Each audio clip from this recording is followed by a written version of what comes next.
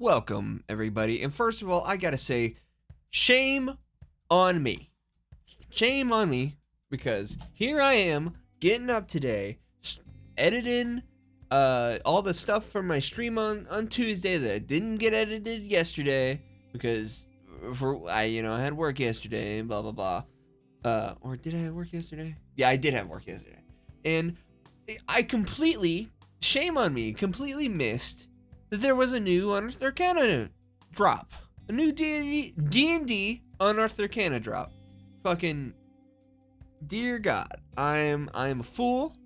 I made a commitment to trying to get this stuff get them covered as early as I see it, And it took a freaking insight check. I was chilling right after I just sat down and edited,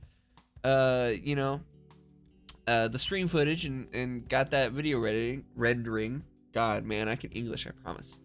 Constant problem with me. Anyway, and I scroll on YouTube and I see video from Insight Check, fucking Mystic Subclasses Unearthed Arcana. I'm like, how the fuck did I miss that all day? How did that happen? That's on me for not checking D&D Beyond daily. I need to do that from now on, I guess. Because I've been clambering for some new D&D stuff to do ever since the books came out. Because not clamoring, I could have always done the barbarian, the subclass, the video, the class video. I could have always done the class videos that I wanted to do. I was just lazy. No excuse for that, by the way. I'm just lazy, and I was just playing games, and I've been working.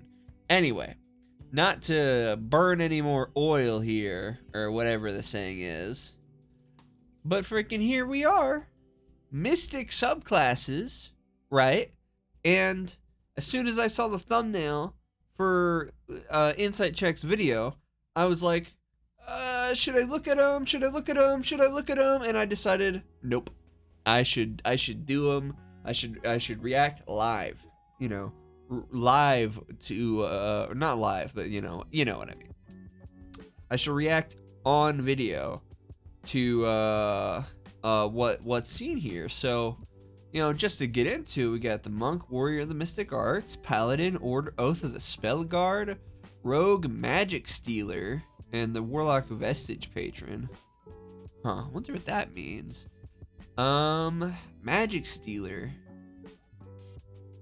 Are we taking the Arcane Trickster's, final ability and turning that into an entire subclass? Okay.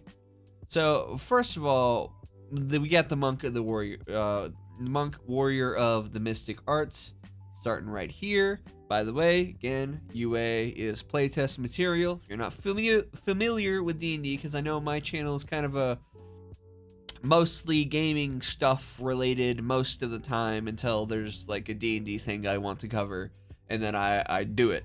But if you're another viewer of mine that's there watching all the gaming stuff, Unearthed Arcana is basically like beta playtest updates for the TTRPG Dungeons and Dragons 5th edition, updated to the new 2024 rules.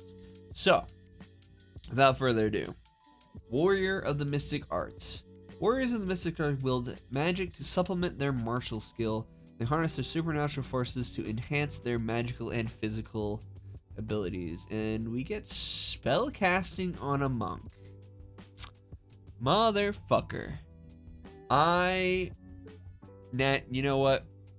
I hope you guys don't hear too much of that, because as soon as I sit down to record something, in like 2 seconds, somebody wants to do their laundry. Not that I can't blame them. This is an apartment, blah blah blah. So I apologize. Hopefully, I'm gonna angle the mic away from that a little bit. I'm gonna turn the gain down a little, and hopefully you don't hear too much of that. Anyway, I like the new 4 Elements monk, but it majorly steps on the toes of the Ascendant Dragon Monk, right? Insanely stepped on the toes of the Ascendant Dragon Monk. Literally does everything the Ascendant Dragon Monk does, but better, because it's an updated and on the updated monk. And I was like, man, the whole time the Four Elements Monk was in playtest, I was fucking just like, can we just give it spell slots? I mean, this is, don't get me wrong, all this is cool, but like that's what the Ascendant Dragon Monk is the one that gets to do other spell gets to do other damage types, elemental damage types with their unarmed strikes. And I was like wondering, why don't we just give the monk like a the quarter casting subclass, like Arcane Trickster or Eldritch Knight. But here we are, I suppose, the Mystic Arts Monk. So anyway, we get spellcasting for the player's handbook. We get spellcasting, learn to cast spells, blah blah blah. You know 2 cantrips of your choice from the Sorcerer's spell list, Blade Ward and Thunderclap. Okay. You learn monk level 10, you learn another cantrip. Okay. Prepared spells. You know, we get 3 spells. Alright, so we're going off of the Sorcerer spell list. I guess that's gonna give a monk access to things like shield. Granted, monks kind of have a lot of stuff going on with their reaction, you know, deflecting blows and stuff like that. So it'll be a real toss-up. I suppose you can always deflect blows on any attack that you know is gonna hit you anyway with shield. So, I mean, it's another option. And then plus, we'll see. Prepared little spells. Magic Missile Shield are recommended. Change your spells. This seems all pretty basic, all pretty solid. And is that all they get for level 3? Huh. Seems so.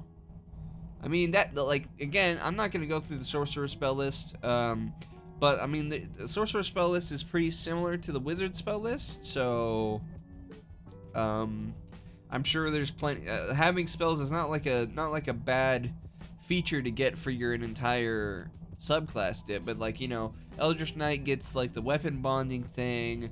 Arcane Trickster gets the Mage Hand Ledgerman ability.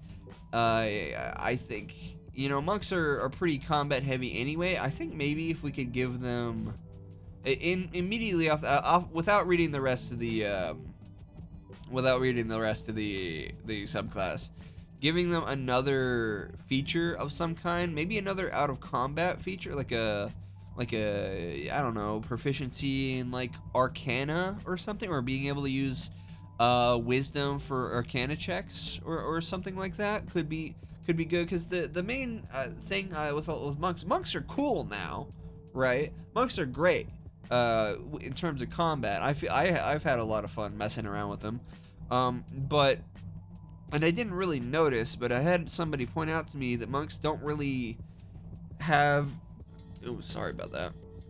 Monks don't really have almost any out of combat utility other than, you know, you're a monk, you can, you know, do cool flips, you can run up walls, you can run across liquids, you do all the cool monk shit like that, but they don't really get any class features that are like out of combat, like, you know, like the barbarian got to use their strength for a lot of different skills while they're raging, and the rage got the 10 minutes now, so it's effective to use out of combat. So I would think maybe giving a monk some, like, being able to use an Arcana skill or something would be good as like a little I think Tret Monk calls them ribbon skills or something like that. Anyway, I think that would be fun. That would be neat. Anyway, spellcasting is all here if you want to read the whole thing. I'm not gonna skim over. I'm gonna read every feature, but for features like spellcasting, like I know how spellcasting works. And if you really want to read it all, you can pause the video. So going on to level 6, the Mystic Focus. You keep your magical power and martial focus in perfect balance, allowing you to convert spell slots into focus points or convert focus points into spell. Oh, okay.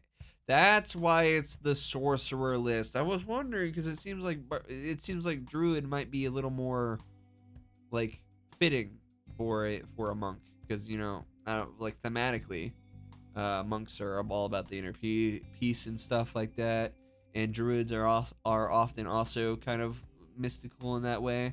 So I was thinking, why are we using the sorcerer? Why are we using the sorcerer spell list instead of druids? I think they stopped doing their laundry, so I can turn the gain back up a little bit. Turn it back up just a smidge. All right, we're good. So that's interesting. Converting extra spell slots for even more focus points, or more focus points into extra spell slots. That's probably the best. That's actually probably the best solution there, because using focus points to cast spells was a problem. That's why the original Four Elements monk was so bad, is because its spell cost, and the spells you got access to were just not good. Again, bringing us to why I thought they would just give a Four Elements like the quarter casting off the druid list or something like that, and then sorcerer. I mean, I'm not gonna complain with the sorcerer list. Again, you're going to get access to shield, which is probably one of the best first level spells you can get. In any case, back to you can expend spell slots. You can expend the spell slot to gain a number of expended focus points equal to the slot's level. No action required. As a bonus action, you can transform unexpended focus points into recover one expended spell slot. Recovering spell slot table shows the cost. Okay, so all right. I suppose that makes sense, that the turning the focus points back into spell slots is a little more expensive than it is the other way around, because from this I'm reading, a first level spell is just going to give you one focus point, whereas to get a first level spell you get 2 focus points, because if they were equal, then you could take this subclass and kind of just use if you didn't want to cast the spells, you could just use the spell slots as extra focus points, right? And just continue to wail and use all of your abilities all the time. Or vice versa, you could use your focus points to just, if they 1-to-1 transfer, because you get a decent amount of focus points now, and you get to once a day at the start of combat regain all of your focus points.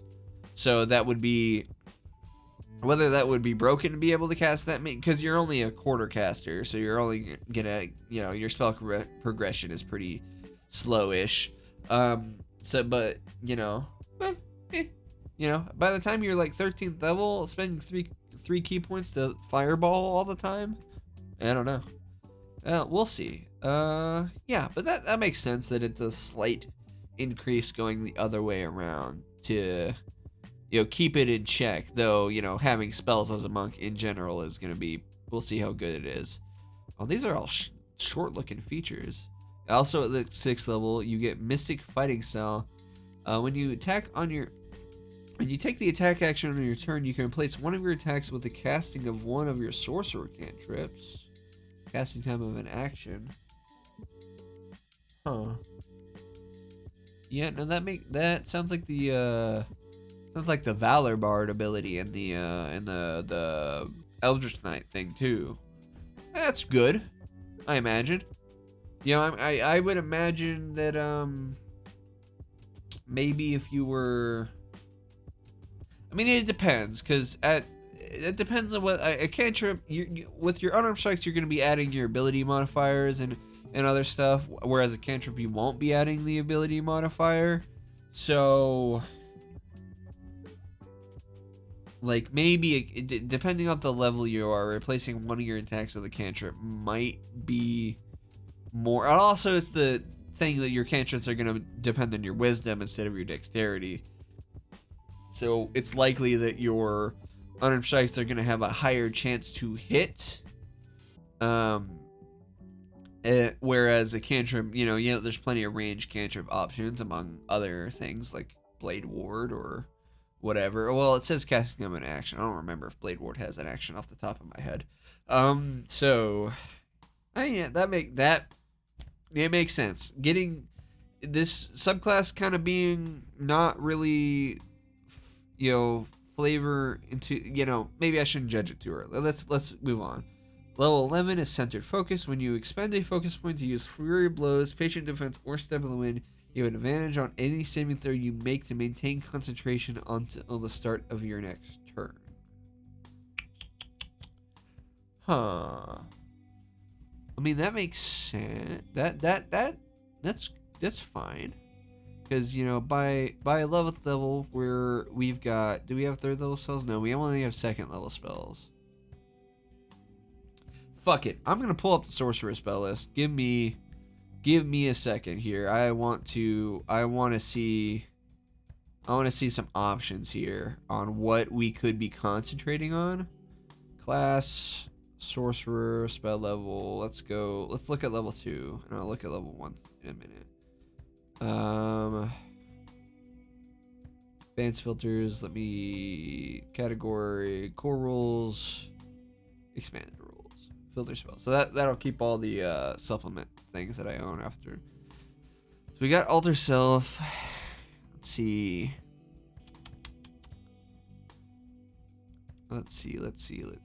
Change appearance, natural weapons. It's no alter self wouldn't be good. Blur.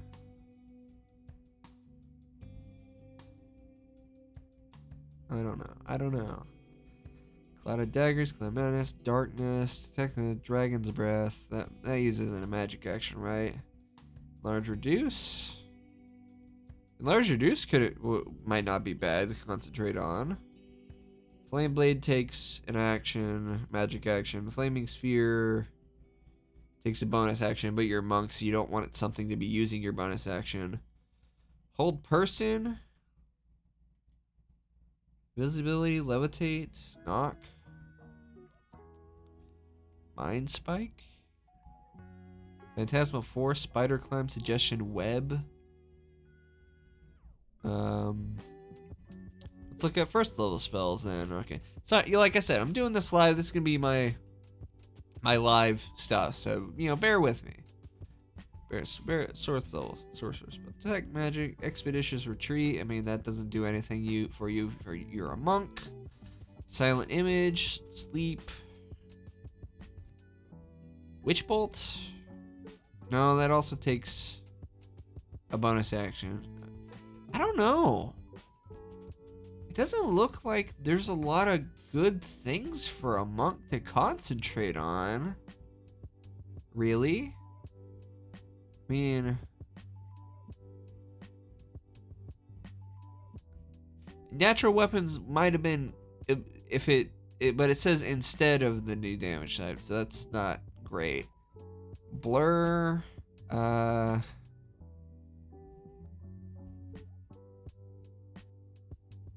mean, blur could be interesting, I suppose.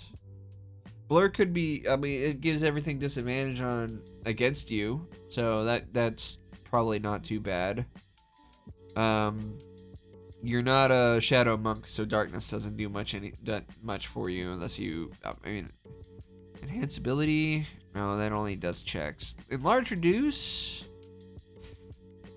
From my mind, I mean, hold person as well, but your spell DC might not be great if you're not focusing on your wisdom, which you probably... Wisdom's important for a monk, don't get me wrong, but... Mind spike? Yeah, Phantasmal Force. Spider climb could be, Spider climb does give you some extra movement options, though monks often can move across vertical surfaces and stuff anyway. Yeah, I don't know. I mean, maybe this will be, when do we get third level spells? We get third level spells in another 2 levels. We get third level spells in another 2 levels, and then 4th level spell. Let's look through. No, it's one ability. All right, so level 17, you get an improved Mystic Fighting Style. When you take the attack action on your turn, you can replace 2 of the attacks with the casting of one of your level 1 or 2 sorcerer spells that have a casting. And no.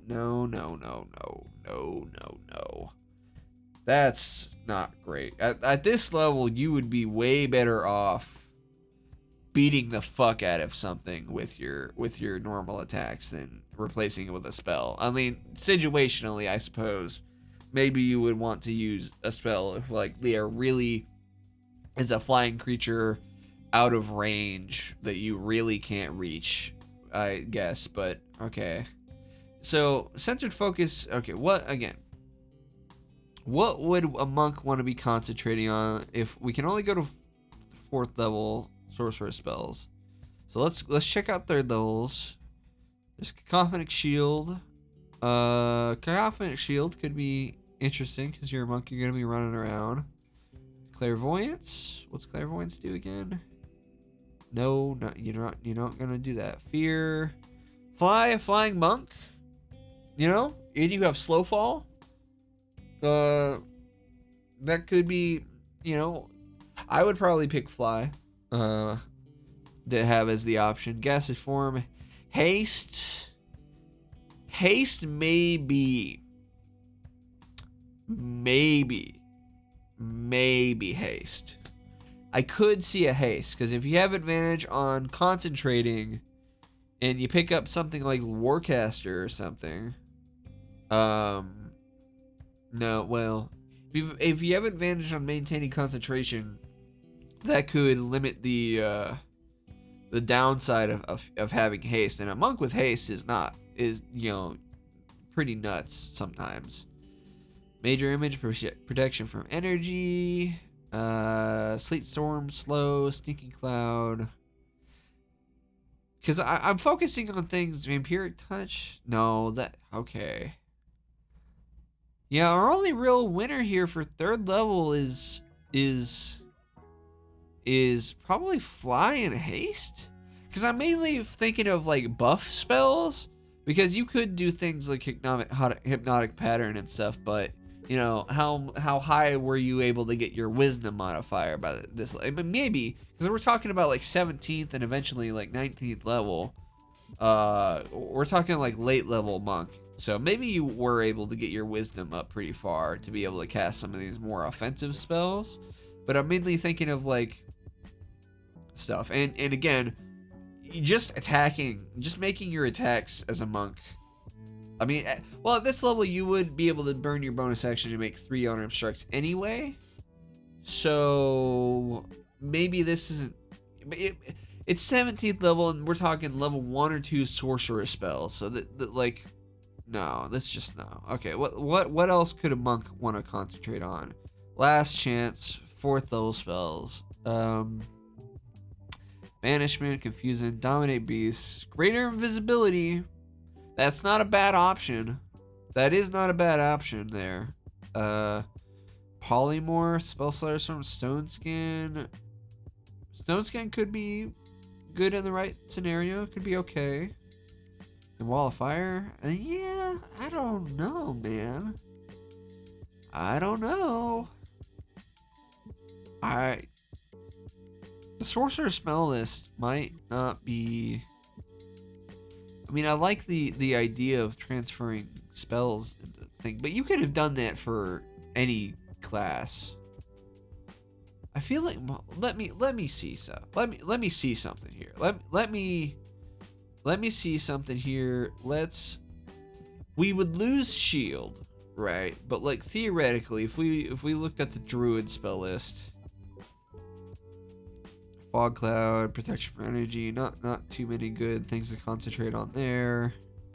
Theoretically, yeah. Sorry, this is my live reaction. So, however this long video this is gonna be, it's just gonna be beast sense, enhanceability, large reduce, flame blade, gust of wind, heat metal. Heat metal cannot be too bad. No, it takes a bonus action. Never mind. Move beam. I know. Pass without trace. Summon beast. You know, theoretically, if they were to change this to druid, summon beast as a monk might not be too bad.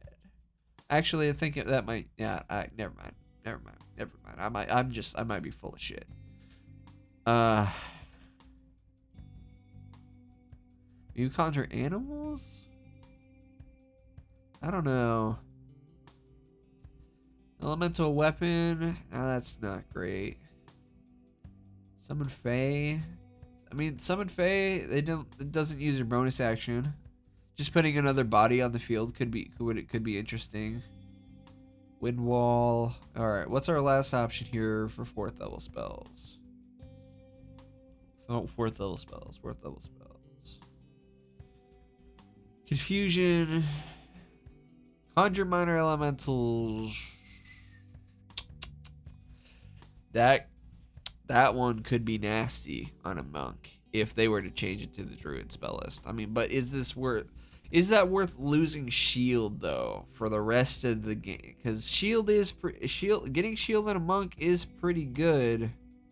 Yeah, no, I just don't know. I just don't know what a monk would want to concentrate on. I mean, let me know in the comments if you want to leave a comment any ideas you've got for this, because I just don't know what spell a monk would want to concentrate on that's of these levels, because there's not a lot of them. Like the standouts in my brain are fly and haste, right? And enlarge reduce would give you an extra D4 on all of your strikes, so that could be good. Let me see something. I mean, this doesn't specify that it has to be one of these spells. So if you for some reason wanted to take, what is it, Fey Touched? If you wanted to take one of those feats and pick up, because I know you can pick up Hex or Hunter's Mark. Hunter's Mark's a divination spell, I think. So I think you could take Fey Touch and pick up Hunter's Mark if you wanted to. Because I had a monk character build that was like that was like partial. There was like 3 levels in Ranger, and then the rest of it was monk, and it was using Hunter's Mark. You would think, it uses your bonus action all the time to swap it around. That's not a good idea. You're probably right, but in my experience, in the games that I play with my friends, it would work out a lot better because my friends tend to make bigger set piece fights than just kind of fights with a lot of whatever the character thing is. So the whole character idea was you throw Hunter's Mark on the strongest thing that you can see, like haul ass and beat the ever-loving shit out of it across a couple rounds, and you're doing like, a lot of attacks as a monk. So that's I mean, Hunter's Mark and Hex maybe could be, I don't know. I didn't see anything that looked particularly interesting for a monk to concentrate on, and this is definitely 17th level as like your capstone feature. I don't think this is great. I mean, this is like leagues billion times better than the fucking tattooed warrior. This is amazing compared to the tattooed warrior. I mean, getting this is having the this is good. Plus, you know what? Now that I'm thinking about it, like I was saying earlier, monks don't have a lot of out of combat utility features. So I could, you know what? Saving a lot of these spell slots for shield and like burning for more focus points, and otherwise having a lot of whatever utility spells I can pick up from sorcerer. That would probably be my MO. That would probably be the way I would play this, because like most spells, I might pick up a fireball or something at level 13, but most spells like might just be worse damage wise than running up to them, beating the shit out of them, and then flurry of blows, beating the fuck out of them again with all those attacks. That's probably gonna do a lot more damage, and you'll have more options, right? With pushing and pulling and grappling and stunning, striking and stuff like that, than a lot of spell options. Though it wouldn't hurt to have a few ranged attacks, just for a rainy day where you really can't make it to somebody. But in any case, this is definitely way better. If this is supposed to be, I mean, it's completely different to the Tattooed Warrior. But if we're talking like a magical monk, this is not getting access to the spells is certainly pulling most of the weight here. And also mystical focus is pretty fucking good too. But these three features, I mean, this is fine. This makes sense. This makes sense to be paired with mystical focus, right? But and then level 11 sounds good on paper because you are just getting it for free whenever you do, flurry blows, patient defense, or step of the wind, which you're gonna be doing all the fucking time anyway. And then be able to maintain concentration on whatever the hell you're concentrating on. Yeah, the issue is I just don't. You see what I mean. I couldn't find too many spells that were worth concentrating on that aren't like all the way to 13th level. Granted, that's in only 2 more levels, but you know what I mean. And then this is definitely just probably worse than running up and if you really needed that first level, second level spell, I guess, but it's just I just don't think so. Anyway, I think that's all I can say on the Warrior of the Mystic Arts, really. So let's move on. What's next? Oath of the Spellgaurd. Okay. A paladin to take the Oath of the Spellgaurd or sworn to battle those who use magic to harm others. They often serve as the bodyguards to upstanding mages, and their most important role is to protect allies from devastating magical attacks. Those who swear to this oath ensure villains who misuse magic are brought to justice. These paladins share these tenets, protect the innocent wicked mages, blah blah blah. So we're dealing with an anti-magic paladin, right? We're dealing with an anti-magic, fuck you spellcaster paladin. That seems that as like a premise, as a concept, I'm fucking down already. That sounds great. Give me Mage Slayer. I'm down to make an anti-magic paladin. That sounds good. So what are we actually working with? Guardian Bond. As a magic action, you can spend one of your channeled divinity to forge a divine bond with a willing creature within 5 feet of yourself. The bond lasts for 1 hour until you have the unconscious condition. For the duration, while the bonded creature is within your reach and is hit by an attack roll, you can take your reaction, add your charisma modifier minimum of 1 to that creature's AC, possibly causing that attack to miss. You can end your divine bond at any time. No action required. If you already have a divine bond, when you forge a new one, the previous bond ends. Okay. For 1 hour, and it seems like they don't have to. I think they need to probably specify. Am I missing something? Creatures you take by attack. I think they should. It would go a long way to specify that they. I mean, maybe I'm just reading too much into it, but like they don't have to stay within a range of you or anything like that. But I mean that that doesn't sound bad. That doesn't sound bad. That I mean, granted, you're basically taking. You have a reaction. You have a reaction to throw your charisma modifier onto their AC. You basically have a reaction to shield people, right? Sort of. If you're depending on how high your charisma is, and it doesn't any charisma to that creature's. Doesn't say the AC. They probably needed to.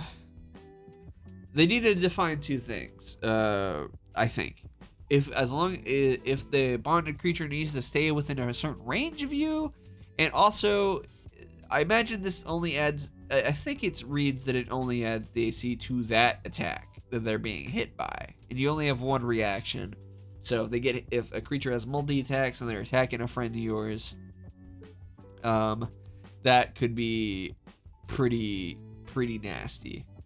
The thing that comes to mind to me, though, right? That's coming to mind to me. Now this sounds fun and this sounds good.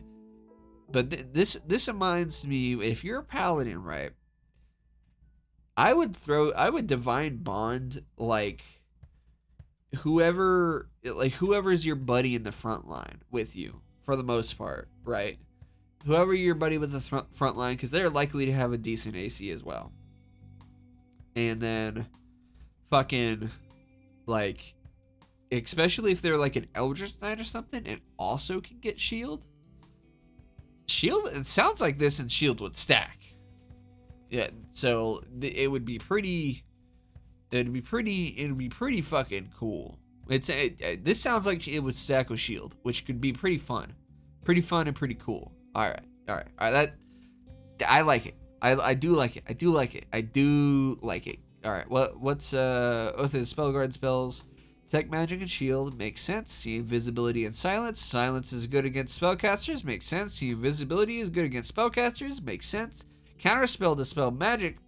Both anti-spell. Freedom of movement.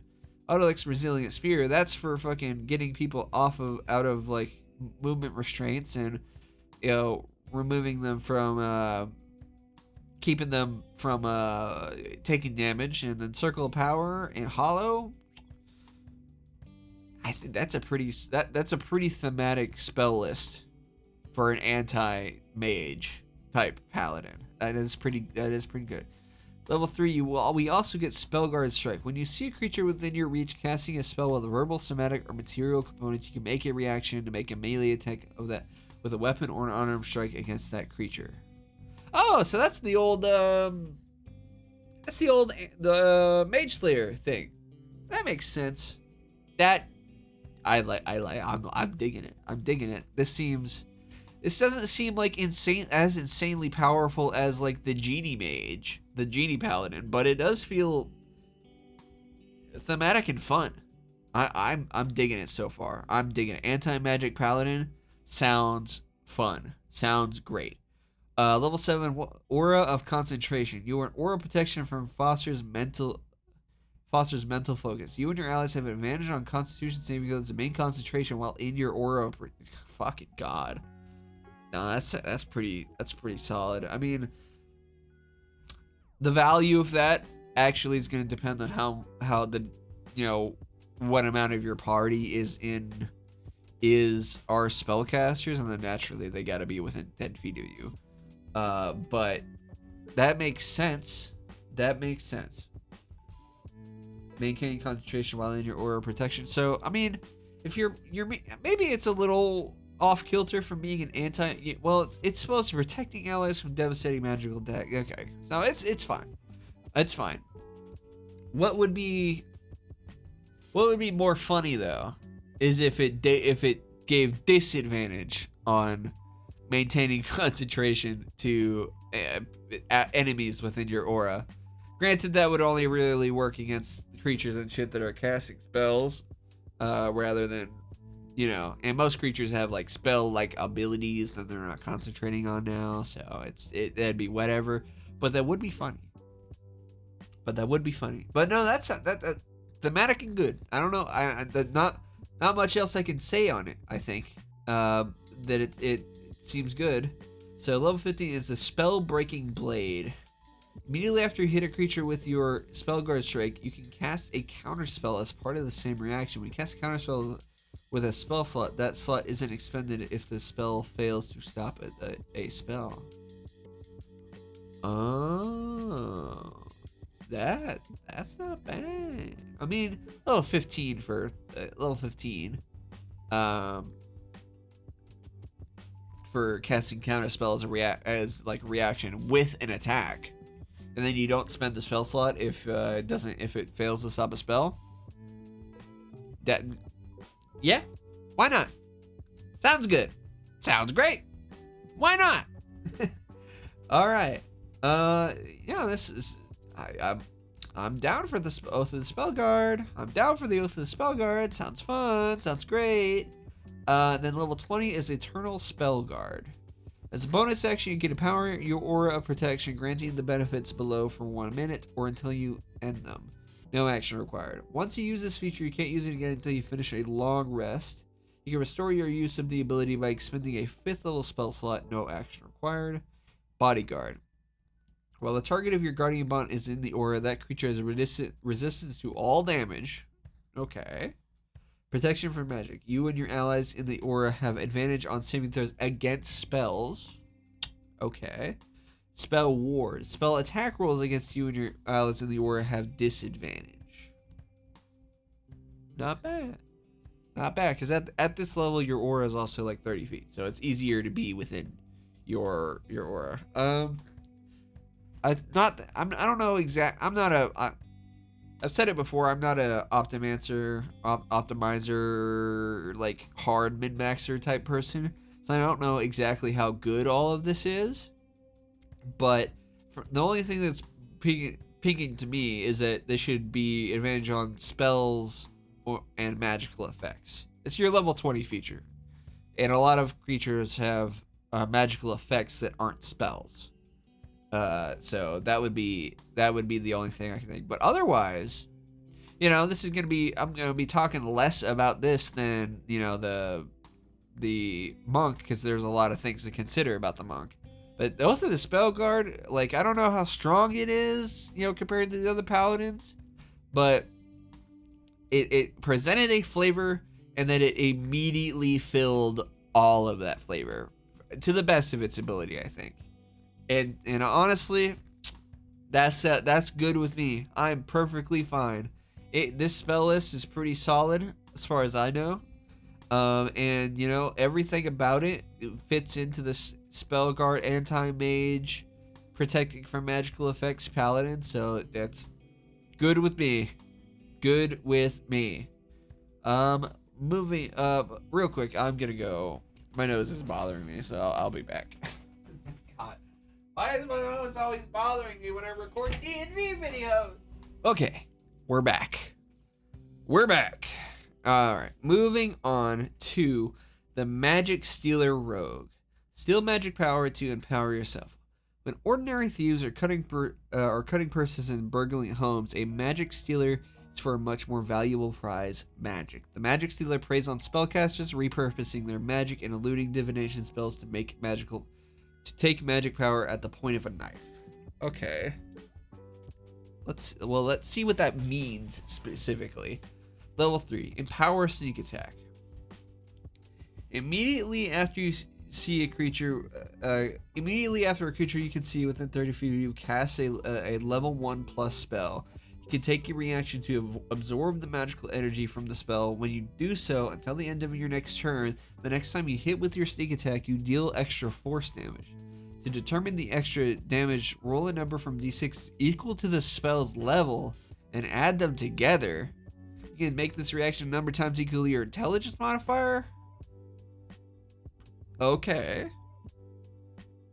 That's good. I'm glad. Okay, I see that they get another third level feature, because I was thinking if that was the only thing that they got at third level, that would be cool and all, but then they wouldn't have a subclass if they're not fighting a spellcaster. So, level 3.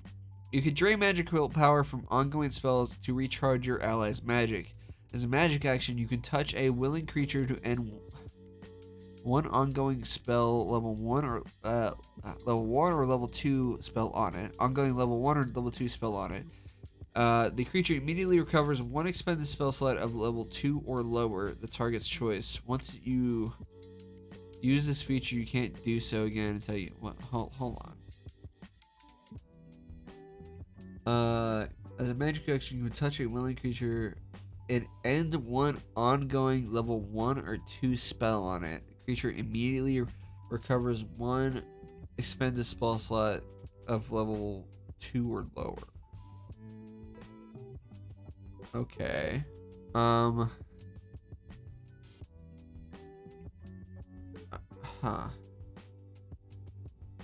I'm not sure what to think about that. I mean, that could end spells like I just don't. I mean, don't get me wrong.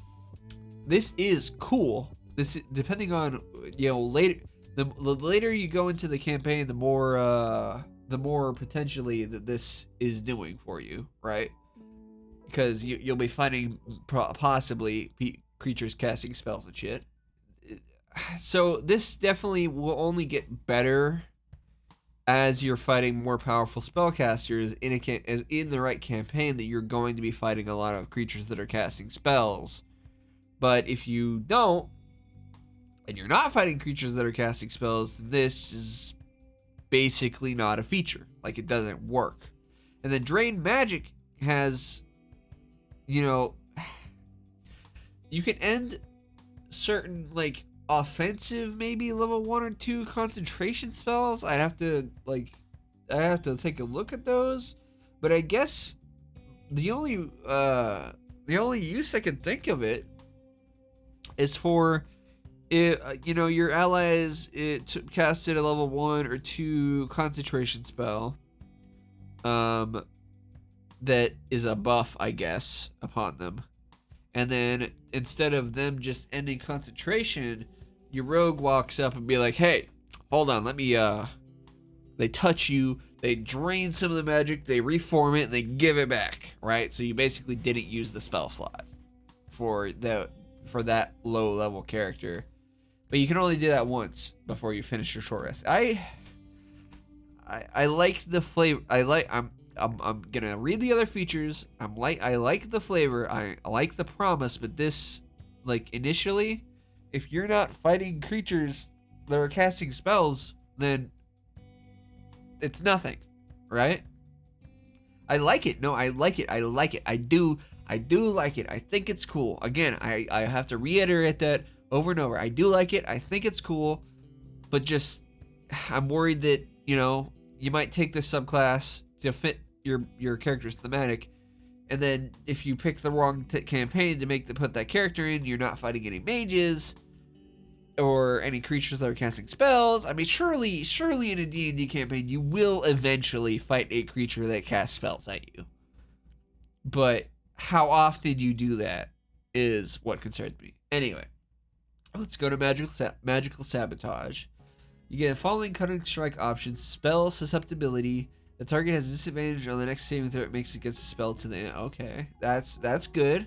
Costs 2d6 of your sneak attack dice, but that's good for setting up your allies that are going to be wanting to cast some spells on them. And then you have disrupt spell. The target's magical acuity is disrupted until the start of your next turn. Whenever the target casts a spell during that time, it must succeed on an intelligence saving throw, or the spell dissipates with no effect. And the action. Bonus action or reaction used to cast it is wasted. If that spell was cast with a spell slot, the slot isn't expended. Disrupt spell definitely is not bad. That's something you can use proactively against things that are going to want to cast spells and stuff. But again, this is all... Spell susceptibility is good because you can help your allies with it, right? You could set up something they want to do, or set up like a hold person or something like that. This is always going to be useful to help your allies. These, not so much always useful. Disrupt spell, not so much always useful, but whenever it is there, granted, depending on the spellcaster you're fighting, a wizard's probably going to make their intelligence save, but maybe a sorcerer, a warlock, or a druid won't. Or maybe the other types of creatures that will cast spells innately and stuff like that, maybe they won't make a spell save. Anyway, and then you get spell resistance. Choose one kind of damage that target has. If the target has a resistance to that kind of damage, until the start of your next turn, the target loses that resistance and you gain the resistance. Okay, that's cool. That is cool. Steel resistance is pretty fucking cool. That's pretty fucking awesome. That also would be pretty broadly because this includes fucking like bludgeoning, slashing, and piercing. This is not any specific kind of damage type. That includes bludgeoning, piercing, and slashing. So that's those are common damage types. So that's if the creature has resistance but is dishing it out, which that seems pretty likely to me. I think that could be interesting. That's definitely broad. So spell susceptibility, steel resistance, both broadly applicable or broadly usable. Sorry, I'm bad at English. But disrupt spell will be good in the right scenario. It's a shame that this comes at level 9. Well, all of these kind of cunning action strike always comes at level 9. But it's a shame that this stuff is like up until from level 3 all the way to level 9, you're just like, if you're not fighting the right kind of creatures, you just don't have a subclass. That can suck. Occult Shroud. Level 13 Occult Shroud. Whenever you finish a long rest, you can cast the non-detection spell using intelligence as your spellcasting ability. When you do so, you can target only yourself, and the duration increases to 20. Oh, that's not that thematically. That's a pretty good feature. Not being able to be divined upon, or seen, or stuff like that. Not bad. They also get something else. Improved Drain Magic. You can now Drain Magic as a bonus action. In addition, when you use Drain Magic, you can end one ongoing up to 3rd level spell on the target recover. Okay. Level 3 spells do have a lot of effects and stuff. So, like Hold Person's a level 3 spell. So, is it a level 3 spell? Or am I joshing? Am I nuts? Am I crazy? Sorcerer level 2.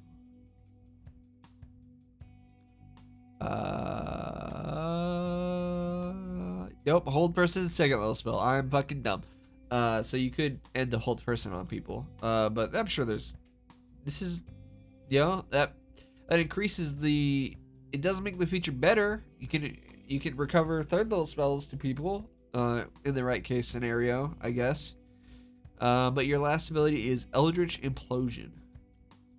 You can empower sneak attack and force the target to make a Constitution saving throw, DC 18 plus your Dexterity modifier and proficiency bonus. On a failed save, the spell dissipates with no effect.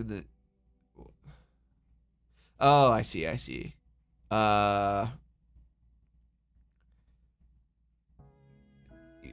Dissipates with no effect. The target has a stun. Oh, okay. So when you steal the magic from them, you have a chance that you just stop them from casting the spell against the saving throw. Sure. The Magic Stealer Rogue is really cool. I like it. It's like the Spellgaurd, awesome. Magic Stealer Rogue, like the flavor. Issue is level 3 to level 9.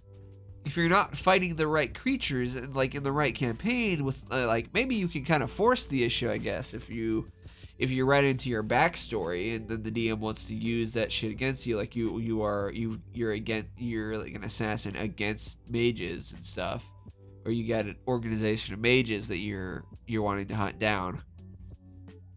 In the right campaign, this could all be fucking great, right? But it's not broadly usable until level 9.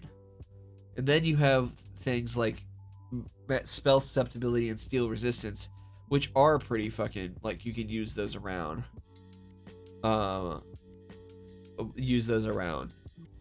But yeah. And then this is okay. I like Occult Shroud. That sounds fun. But again, you get this on top of being a rogue. And your rogues have all sorts of crap you can do. You're a good skill monkey and stuff. Maybe with some. I feel like if they could just give these some use outside of against spellcasters, then it would be a fucking great subclass. I think it'd be a fantastic subclass. If they could buff these just a little bit so that you can use them at some point, out of combat, even if you're not absorbing, even if you're not fucking fighting spellcasters, which I know is the entire thing, but level 3 to level 9 is a really big gap. I mean, maybe give us another, if you don't want to do that, maybe give us a 3rd level 3 feature of some kind, so you have something else you can use from level 3 to level 9 that makes you not feel like you've wasted your subclass if you're not fighting creatures that are throwing spells at you. Again, in the right campaign, it'll be great, but that's my only concern. Otherwise, I like it. I dig it. I think it's fun. I think it's fun. I think it's cool. On to the Vestige Patron. Wield the remnants of a dying god's power. Oh, I like that. I like that. Your pack draws on the power of a dying god. A being once worshipped by countless followers but is now abandoned and forgotten. This dying god, known as a vestige, might have been a benevolent, evil, or strange and unknowable, but it now is driven to regain its former power. The vestige needs your help and is willing to share some of its remaining strength with you. That's pretty fucking cool Warlock flavor. I'm not gonna lie. Being a Warlock to the vestige of a dying god sounds fucking awesome. So, what do we get? Vestige Companion. The Vestige manifests, aiding you to do so and drawing. What? The Vestige manifests, aiding you to do so and drawing strength from your path. That's some. Am I nuts? Is that weird wording, or am I just fucking stupid? It uses the Vestige Companion stat block and is a celestial fiend or undead. Choose when you gain this feature. I would like to request adding aberration in there, just in case. It would be cool to add aberration in there in case it was a Cthulhu thing, weird dying fucking Cthulhu monster that might step on the toes of great old one, but it's also stepping on the toes as celestial fiend and undead warlock too. So whatever. You determine what the vestige looks like, but regardless of its form, the vestige bears features indicating its supernatural origin. For example, you might decide your vestige is an oversized floating skull etched in sigils, a circle of magic glowing runes, or consistently shifting abstract shaped. The vestige is friendly to you and your allies and obeys your commands. It vanishes if you die. So, this is a warlock with a pet class. Okay. The vestige in combat. Vestige acts on your turn. Can move and use your action on its own, but the only action it takes is the dodge action unless you take a bonus action to command it. That makes sense. You also may sacrifice one of your attacks and you take the attack action to command the vestige to take the vestige strike action. Okay, that if you're a Pact Blade Warlock, then that could be pretty interesting. Disappearance of the vestige. When vestige drops to 0 hit points, it disappears. You can spend 1 minute performing a magic ceremony to manifest the vestige again. It appears 5 feet of you, blah blah blah. That's pretty standard stuff. As a magic action, you can temporarily dismiss the vestige into a pocket dimension. As a magic action, while it is temporarily dismissed, you can cause the vestige to reappear within 30 feet of you. Drops 0 hit points, or it disappears. It disappears in the pocket dimension. It leaves behind it. It leaves behind in its space anything it was wearing or carrying. Oh, I guess, yeah, I suppose so. When you're fishing a long rest, you can summon the vestige in a new form, which appears blah blah blah. You can choose. Yeah, okay. The form changes to a new one. So the Vestige Companion, small celestial fiend or undead. AC 13 plus your charisma modifier, 4 plus 4 times your warlock level. Blah blah blah. Strength is not bad. Strength is bad. Intelligence is solid. Deck. Okay. Con's not great either, but all of its others. Okay. Resistances is fire, fiend only, necrotic, undead only, radiant, celestial only, and add psychic in there for aberration only, please. Because I would want to, being a warlock to a dead fucking old one or something would be pretty fun. Immunities: charmed, frightened, prone. Senses is dark vision and 60 feet. Passive perception is 11. Speaks in the languages you know. Okay, so it can speak. Cool. Traits: Pact Bond. Your proficiency bonus. Yep, that's normal. Vestige Strike. Melee or range attack. Bonus equals to your spell attack modifier. Reach 5 feet or range 60 feet. D6 plus 3 plus your charisma modifier. Feed, necrotic, radiant, or psychic damage with aberration. Please. Please. A vestige bonus action, divine power. Your vestige manifests a remnant of its divine power in one of the following ways based on its form. Cursed invocation, undead. The vestige places a curse on a creature you see within 30 feet of 1 minute. While cursed, the target has disadvantage on attack rolls against you and the vestige. Fair enough. Fiendish swap. If you and the vestige are within 60 feet of each other, you both teleport, swapping places. Fair enough. Healing touch. Vestige touches another creature and regains hit points equal to 2d8 plus your charisma modifier and ends one condition of blinded, deafened, or poisoned. Cool. Not bad. I'll take it. Going on to the level 3 vestige spells. The magic of your vestige companion ensures you always have certain spells ready. Select one of the following cleric domains: life, light, trickery, or war. The domain spells of your chosen domain are warlock spells for you.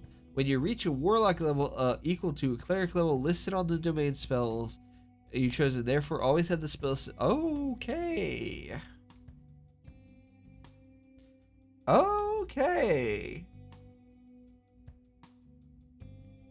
That's interesting.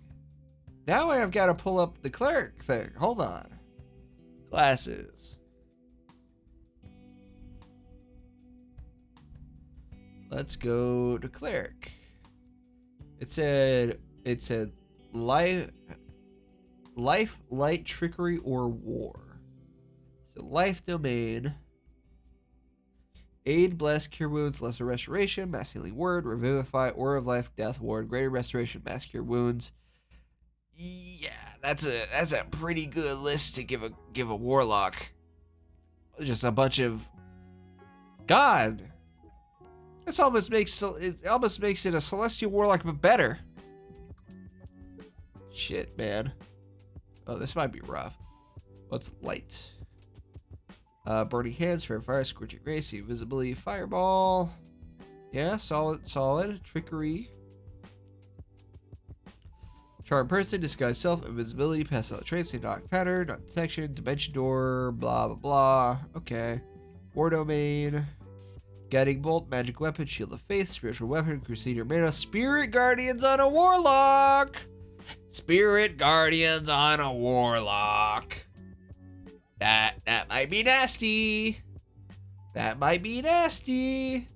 Hold monster, steal one strike. Spirit guardians on a warlock might be rude.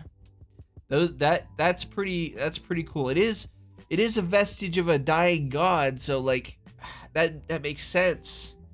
That's cool. That is cool. Level 6 is we get vestige recovery. Your vestige companion now regains its use of divine power whenever you finish a short or long rest, or whenever you use your magical cunning feature.